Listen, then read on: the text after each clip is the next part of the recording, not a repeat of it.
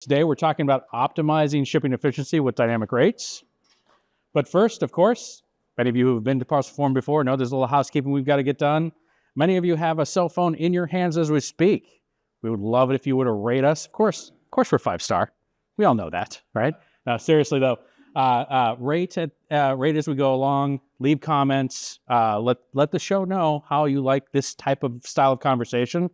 I think we're the only Fire Styles chat that's been in a while. So either way, it should be very, very fun.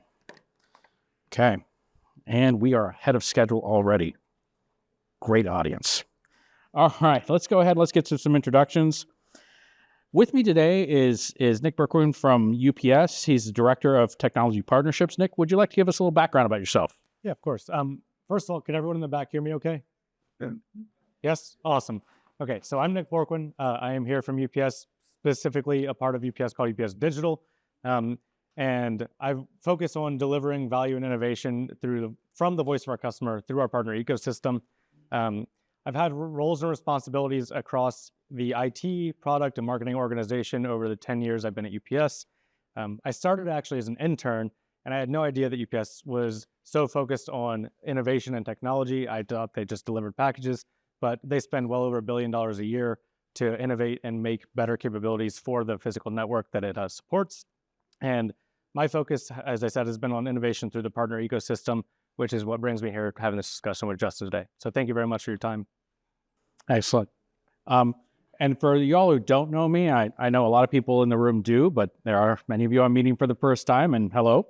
I'm Justin Cramer. I'm one of the co-founders of ProShip. I've been doing this for about 24 years now, and in that time, I've had the privilege of actually being able to architect, deploy, integrate, sell solutions, and be able to have those solutions exceed 3 million shipments a day, small parcel. I've had them distributed across 4 continents. And generally, I work very much on a client focus solution. So adding products to our suite. And luckily, I've been doing this long enough and I've been communicating with you as the market long enough that I've been recognized by some other shows as an industry expert. I've gotten to speak not only here at Parcel, which is my favorite place to speak, but at NRF and Manifest as well. I've contributed to numerous podcasts, webinars, industry publications, and prior to doing all the fun logistics stuff, I spent 8 years in the United States Navy and was lucky enough to get a supply demand chain executive pro a couple of years ago as well. And I've been doing this since 2001. With that being said, let's get straight to the agendas because we got a lot to talk about, right?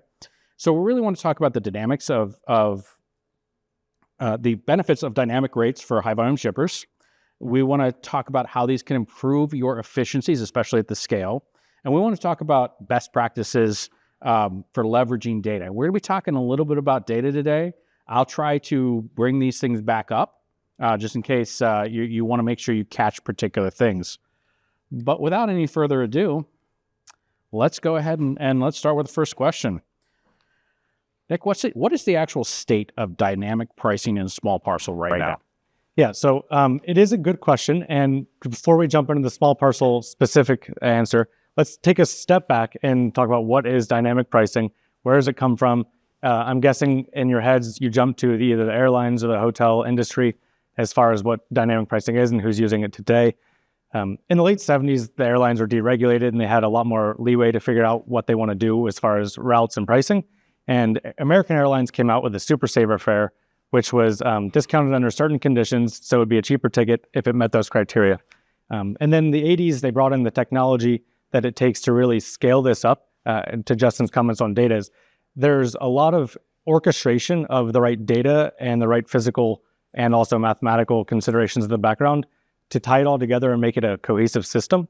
So that's kind of what the state of it was back in the day and what dynamic pricing is. As far as the small parcel industry, there's some similarities in the logistics space around the thin margin, the competition, and the digital entrance. There's a high focus, as we heard this morning in the keynote, on controlling cost of shipping and whether you're a retailer or another type of shipper. So optimizing what your spend is, and then some challenges and differences that exist in the small parcel area as far as dynamic pricing go is the contract pricing, the capacity of the actual networks, and connectivity. So the data quality, the legacy technologies, and some disconnected platforms. Yeah, and as we talk through data, you're going to hear me say zip plus 4 a million times. So watch for it. Okay. All right. So I guess the question is this is very early for dynamic pricing in small parcel. We've seen a couple of the newer carriers start to go into it, but UPS is one of the most tenured carriers in the industry. Why is dynamic pricing? Why are you guys jumping in so early in this life cycle? Yeah, so a few reasons here, and it's for 117 years we've been working to innovate on behalf of our customers and provide the best network, but also the best experience and relationship through that. And so we've built a sophisticated dynamic pricing platform that can help us better align our cost structure to what the pricing that you get and receive and activate as you ship is. And so this helps us move away from a one-size-fits-all pricing and go more towards something that's dynamic, that's probably easier to do if you're starting from scratch in the recent times, but there's some legacy challenges to get over. It also sounds more fair because let's face it, we all know that there are some lanes that are very profitable and some lanes that, well, you just have to keep them, right? And so it sounds like it's a lot easier to pass along discounts or to pass along your network efficiencies to the consumer. Yep, that's exactly right. So customers who choose to participate in this dynamic pricing, they are going to be the ones that we're able to pass on those savings to. And this is not getting rid of rates and tables and negotiated incentives. This is something that's going to be evolving over time as it gets more and more advanced, but those are not going away anytime soon. All right. So though in your first question, you did a great job of introducing the history of dynamic pricing. What does dynamic pricing really mean in the small parcel world? Yep. So firstly, I'll start out with that in the situation we're talking about here, the customer is in control. It is something that you have to go talk to your UPS account exec to activate and talk about what the specifics will look like as far as your relationship with the dynamic pricing capabilities. But at a high level, it's going to be a win, win, win, win. 4 wins here, Justin. So firstly, the shipper, you get to win on the cost. Being able to receive these additional discounts is going to be awesome for you, and you're controlling spend around your supply chain. The customer who's receiving these packages is going to win by having UPS deliver it with the most trusted and reliable experience. As we heard this morning, there's a lot of impact around customer lifetime value and likelihood to recommend and return through that customer experience and the delivery promise that you've made. So helps you come through on that. UPS gets to win on the volume that we are able to put through our network. It helps balance out the volume that is truly beneficial, like you're saying, the good lanes. And then for you, the partner, you get to enable and activate these leading edge capabilities for our mutual customers and keep yourself on the leading edge.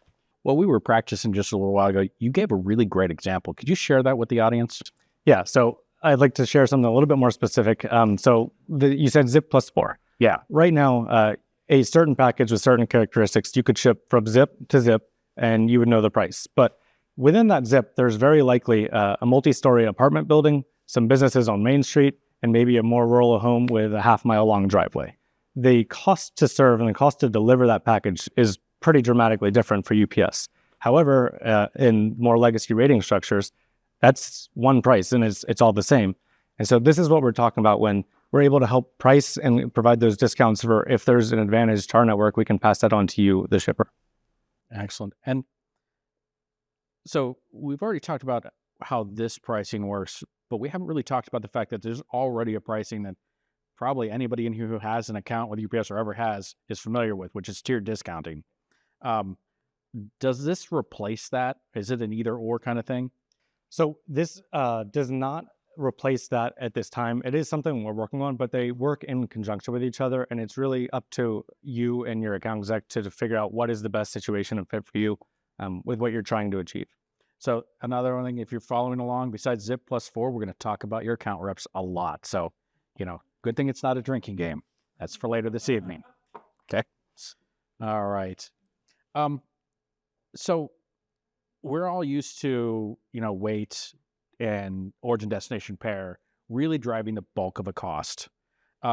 Besides just that basic distance and weight, what should we really, what should we be considering when we look at the advantages of dynamic pricing versus the old tiered model?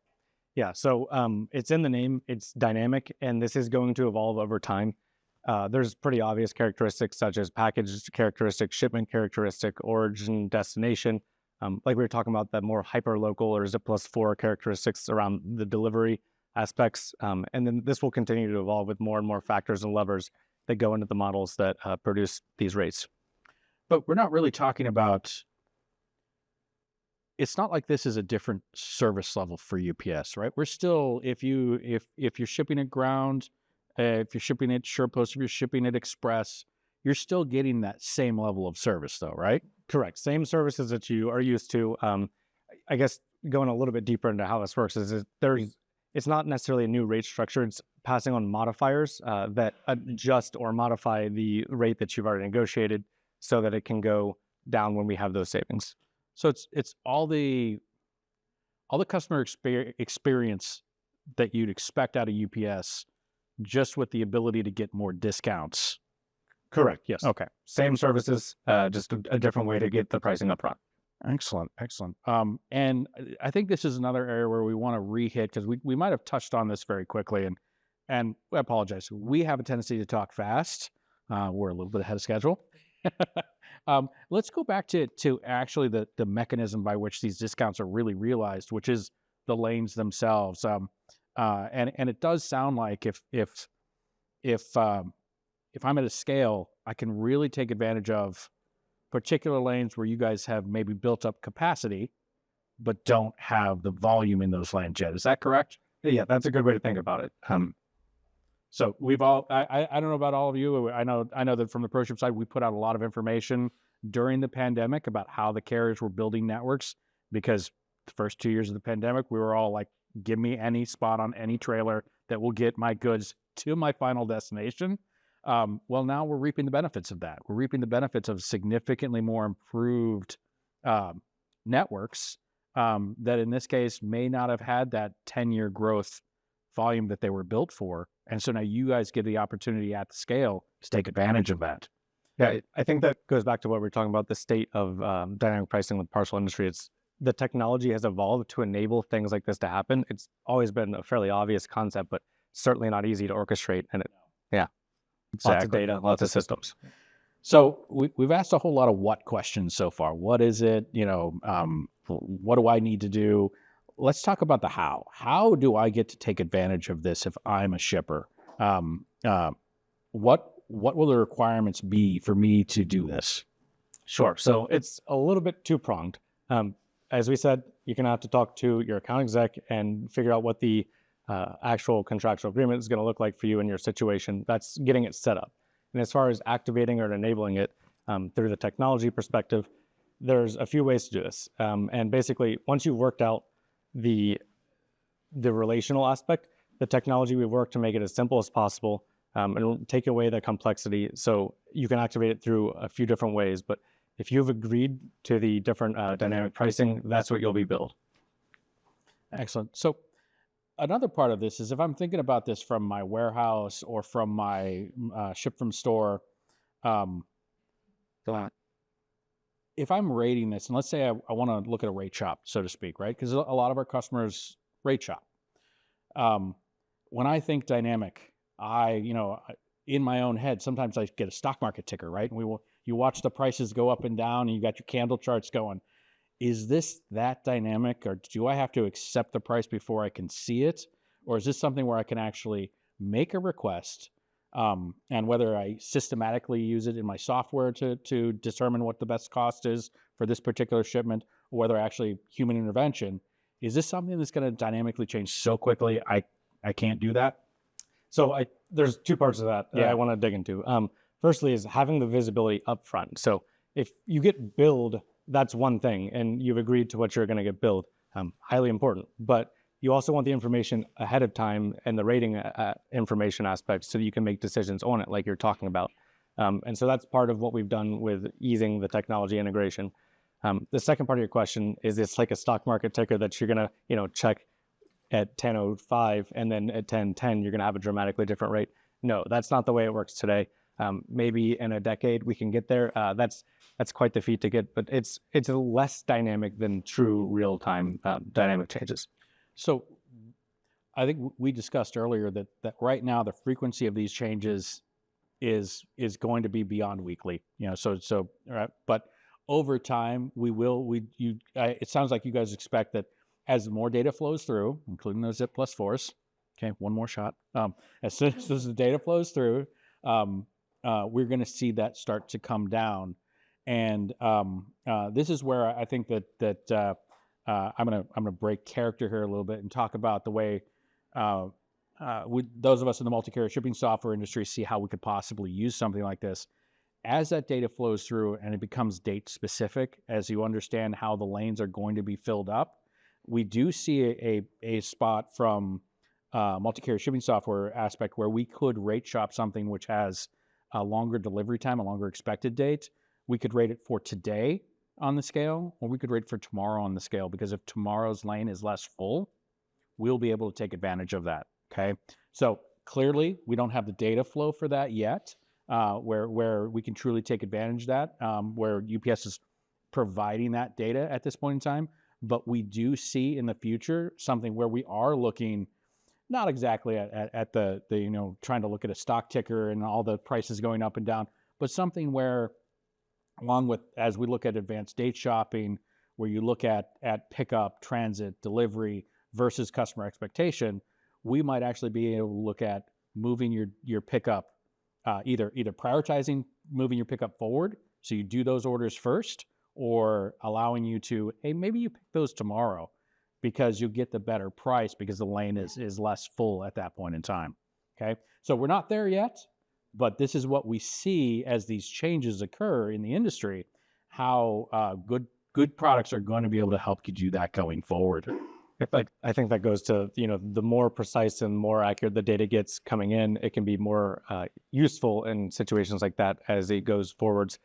But to answer your question, as you've talked about, like the levers around the pricing will become more and more dynamic as time goes on, and also the frequency of those updates will continue to be more and more dynamic. So I think we want to call out one other thing here, and that is, let's see, do we already have a? Yeah, I think I skipped one of the questions here, so we'll come back to it. That being said, as part of the how thing, right now, can I go out and use this right now? Yes. So in the APIs today, most modern versions of our APIs, you can connect and get these dynamic modifiers passed on to you, assuming that you've set it up with your account exec. But those will be returned, so the technology is there, it's active, whether it be a direct API connection or working with a partner like ProShip, who has worked to make it available through their platform as well. And that's for the API connections. So if and I want to be clear, because there's still 2 API connections out there right now, right? The old UPS Online tools, it's not been backported to that. It has not. Okay. So if you are on the legacy XML SOAP one, you already have knowledge that you need to move forward with the RESTful JSON OAuth secured or OAuth authorized version. In that version, you may have access to it right now if you're already there. If you want to take advantage of it, that's just one more reason to move off of that legacy technology, which has almost been around as long as ProShip has, and really move forward to, if you're using an API, move forward to that newer RESTful JSON OAuth authorized component, and you'll be able to use it as soon as you complete your negotiation with your carrier rep. Okay. If you do want premise, ProShip is in the enviable position right now. We do actually have the capability of doing this on-prem for you. So once you've got that contract, we can actually allow that to work with your printer applicators. If you're still doing high volume waving, things of that nature, and you need packages per second rather than seconds per package, that's where we can go ahead and help you guys as part of that as well. Okay. All right. And this is kind of a little bit of a repeat, but when we look at the fact, UPS is more than a century old. Okay. You guys have so many other things that you're working on, airlines, trucks, labor negotiations, all these things. Why, with all of these other demands, did UPS decide to look at dynamic rating as a means into the future? Yeah, sure. So as I started out with, we always are focusing on trying to listen to the voice of the customer and innovate on their behalf so that we can deliver what they need. As we heard about this morning at the keynote opening, it's everyone's looking at this with not just one magnifying glass, but two, if that makes it more precise. Probably makes it blurry. But logistics spend is a huge aspect of what's on people's minds today. And so we have to make sure that we were balancing out our cost to serve and what's in our network with the rates that you're able to get. And so that's part of why it's driving this and being able to provide that pricing upfront. Yeah, I find it very very powerful and a very big nod towards where we expect the industry to move. When we already have a lot of newer carriers out there that are looking at dynamic pricing that actually will give you different prices today for an origin destination pair versus tomorrow for that origin destination pair. To see one of the largest movers in the industry actually moving forward with that, I think says a lot. And I think that if you are in logistics, if you are maybe in marketing and you want to set customer expectations as part of this, I think this is really something that you need to look at and you need to be prepared for. Is this something we expect the market to uptake? Have 50% penetration in 2 years? Maybe not. Okay, but this is something where 10 years from now, which is going to get here faster than I think, 10 years from now might probably be the norm for carrier pricing. So preparing as to the what ifs, what would need to change in my organization.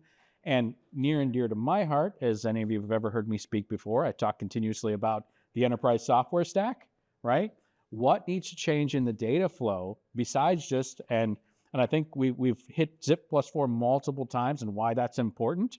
But really, you have to ask yourself, when you address validate in a cart, are you getting that +4 along with it?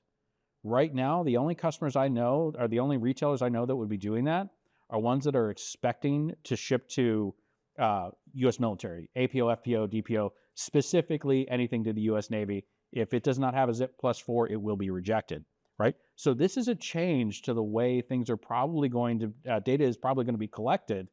And maybe as civilians, as consumers, we might actually know our +4 rather than just our 5-digit zip code, right? Because that's going to affect the way pricing may exist.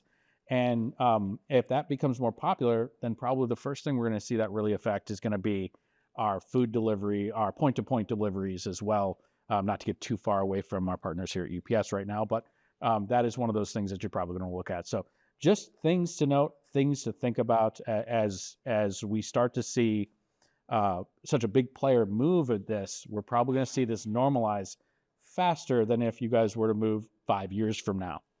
Yeah, I think the story and one of the themes throughout this conversation is that the data is going to have to get more precise coming in, and you're going to have to think about it upstream of where and how you're collecting that so that the right data can be passed on to get the right responses with the most accurate information.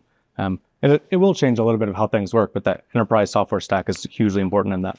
And as somebody who is a firm believer in garbage in, garbage out, let me pull out just for a second, I'm going to pull out my rant here and say, remember the best time to validate an address is when you have the customer available. So in the cart, and they can tell you, yes, it's, for example, our office used to be on Wacker Drive in Chicago, which is it's a 4-mile long road. In that 4 miles, it turns around the river. And so it has a north, south, and east, and a west. So if somebody forgets the direction on there, you better hope you've got great software, because the guy on the floor, the guy out in the warehouse, he's got a 1 in 4 chance of getting it right, right? So understanding where to cleanse your data, and I'm just going to say the scale is not the right place to cleanse an address. Understanding where to cleanse that data is really important to the long-term success of meeting a customer's expectation. I think that's a great point here. Reducing this better data reduces discrepancies, makes billing easier, less things to go clean up between you and the carrier, less discrepancies, less processes, and time and money spent from either side. Excellent. All right, so we might have actually beat this one to death already, but when? When can I use this? Yeah. So as we said, this is available in the APIs today and through particular partners that have already integrated this. To date this year, tens of millions of shipments have been rated with this dynamic rating capability. And on top of that, tens of millions of dollars of discounts have been realized by shippers through this technology. So that is happening as we speak right now, right today. So here's what I would say, especially if you know you're not a fast mover, if it's going to take you months to years to implement this, I would still call your rep today to start understanding what does it mean to your organization, okay? Because not only do we have the greater data requirements associated with this, I think it's a concept. I think that as we move forward and we see this really evolve more, do we end up seeing where you want your multi-carrier shipping software to check today, tomorrow, yesterday kind of stuff so you can understand things better? This is something where if you start that conversation with your rep today, your rep will hopefully help to continue to educate you so you will be ahead of your competition that is not in this room at this point in time. Yep.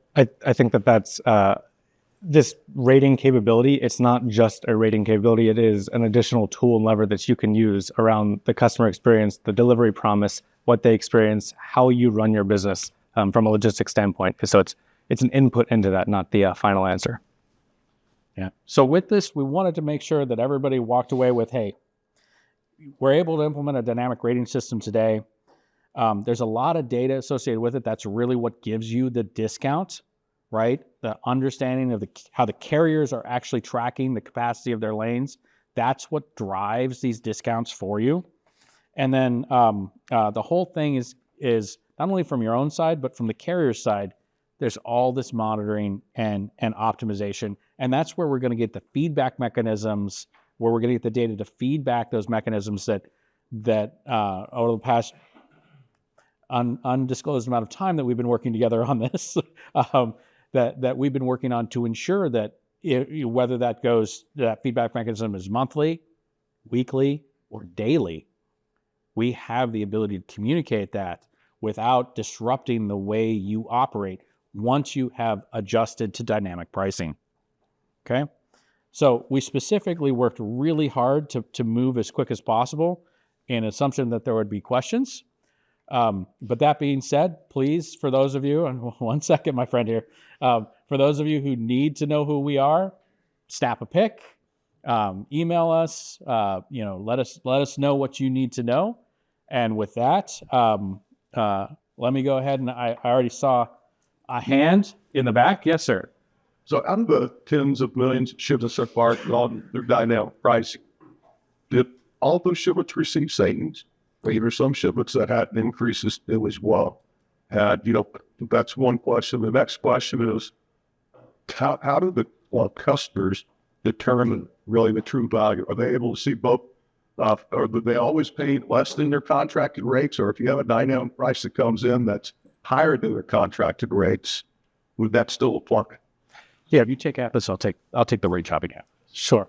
So I imagine that was going to be the first question. And this is something that you need to work out with your account exec. You're not going to agree to something that's going to harm you. They're going to work with you on the way that it is in your favor. The way these modifiers work is generally giving you the discount that's available from our network supply and balancing that out to advantage the lanes that are of favor to us. Yeah, and if you got multi-carrier shipping software in place that can do proper rate shopping, if UPS doesn't have a discount on a lane, and that means that any of your other carriers does have a better price, the multi-carrier shipping system should bias towards those better pricing.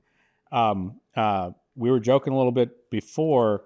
The reality is look, this is actually going to drive, if a lane gets full, it's going to drive capacity to the other carriers who may have a better price or a less full lane for that origin destination pair. This is just the reality of it, but it keeps your trucks from getting overloaded. It keeps you guys from having to drive at the higher levels that might create more risk, right? Yeah. Here in the front, you had, yeah. So my understanding is this is based on modifiers for the cost to serve right now, right? How are you looking into the future on how you'll implement other factors such as available capacity, look regional pricing benchmark or multi-carrier conversion rate that sometimes maybe UPS not be the preferred option based on how pricing is. But If I'm understanding the question correctly, is like how is this going to evolve into the future? where is it going? There's other factors that should be influencing the pricing on a dynamic.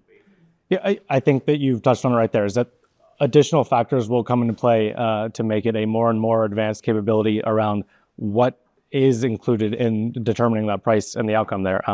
Like looking back at where things started on, say, hotel or airlines, it's how many seats do I have and how many people want the seat.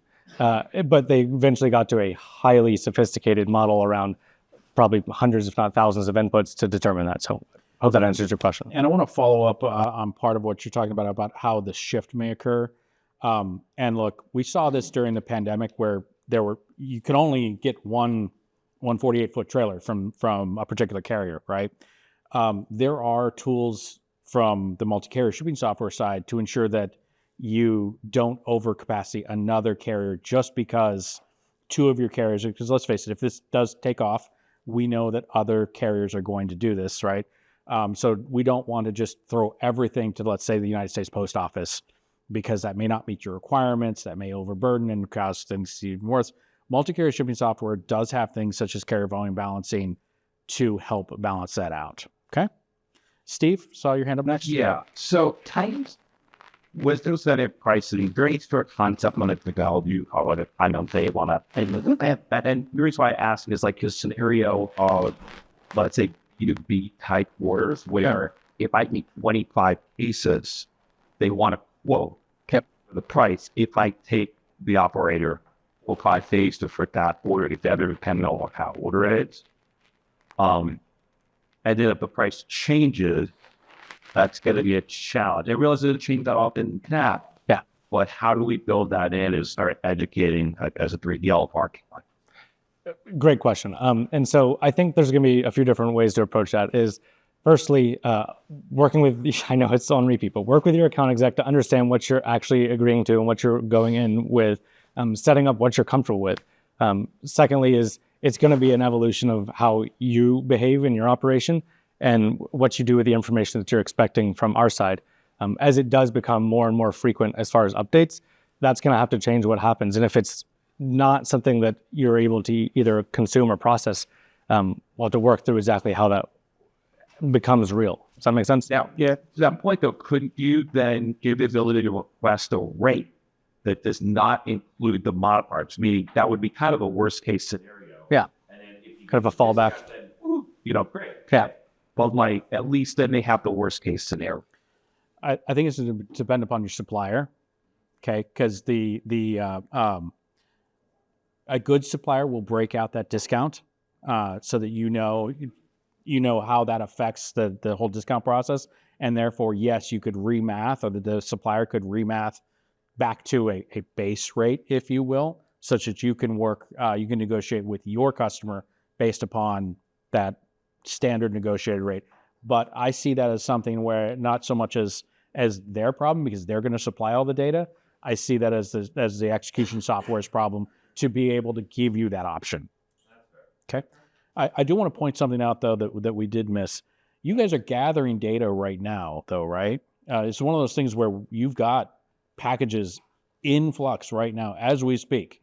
Okay. And could you give an idea of what the magnitude of packages that we've seen already that we're gathering data on? As far as overall, or Just dynamic pricing? Dynamic pricing. Yeah. Yeah. As I said, there's been tens of millions this year, approaching tens of millions a month. Product packages have been priced dynamically throughout this year. So that's happening as we speak.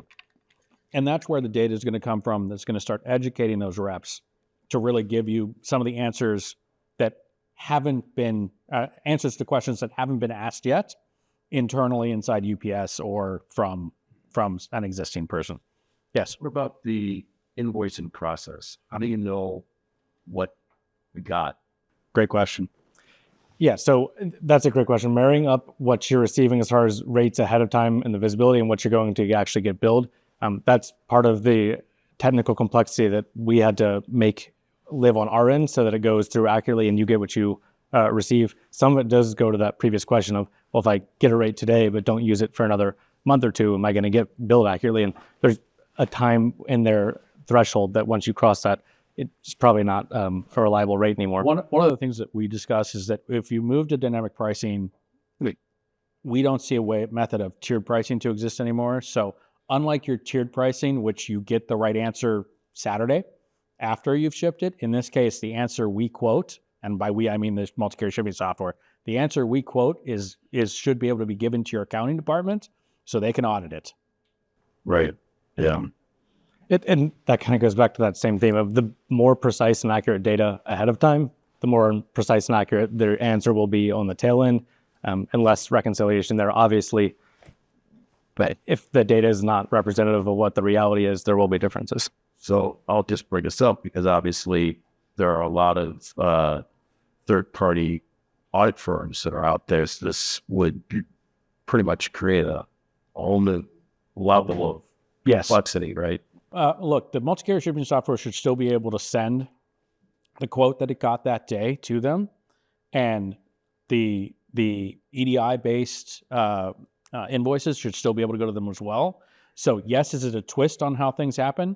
Yeah, but probably no more different than when we started to add dimensional weighting, and we started to have to take care of that along with any other like address fees and things of that nature. So is it a change? Yes, but if it's so much of a change that your auditor can't keep up, probably need to find a new auditor. Okay, there's a question in the back corner here. So as more and more dynamic price occurs, you give discounts to those best items. So those lowest of cost are when so apartment buildings with mailrooms where it's single drop off. What's going to be left is the dregs. The hard to serve, the expensive to serve. And how is that going to be? Because as everyone hops on dynamic, that's going to be the great. But then you're left with volumes, and how do you handle that? Is there going to be another EAS or hard to service? Yeah, so I think this goes to where it's moving away from a one-size-fits-all pricing model. And as you continue working with your account rep, they're going to be able to position the right prices for those types of deliveries that are more accurate to our cost to serve. Whereas these, as you say, people are going to go towards these dynamic modifiers that are passing on the savings, and they're going to get more and more used. So it's no longer pricing like we talked about from zip to zip for every single package. It'll be more accurate for the cost to serve, and that's going to be passed along through those. And to follow up on that, I want to go back to one of the things we mentioned about when a lane gets full, the expectation is that the excess packages will flow over to other carriers. We have the most dynamic carrier market we've had since I've been in this industry. The expectation is that and mind you, I'm speaking just as a multi-carrier shipping software. I'm not speaking on their behalf anymore. The expectation is everybody's going to be multi-carrier. If you're trying to do everything with a single carrier, the carriers don't actually want all of that volume. Look at the way you're going to combine carriers to meet the benefits you need for the customer profiles you have. Yeah, back here. So are the things from shipping platform you will have this com or system or planning? The technology is available. Some of those are likely working to implement this and deliver it to their customers. But like we said, it's a two-sided coin there of you have to make sure the technology is working and then make sure the relationship has been activated from an agreement standpoint. All right. And unfortunately, that's going to have to be our last question. If you've got more questions, you can find us at ProShip at booth 322. You got a booth you want to send anybody to? Come and find my smiling face around the floor. All right. We will send a copy of this to everybody that you scan. The chin gets scanned to find. We'll also send an information post that is because so we've got questions and towns like Paul Justin and I'm like, dude, that's a free privilege. Thank you. Thank you.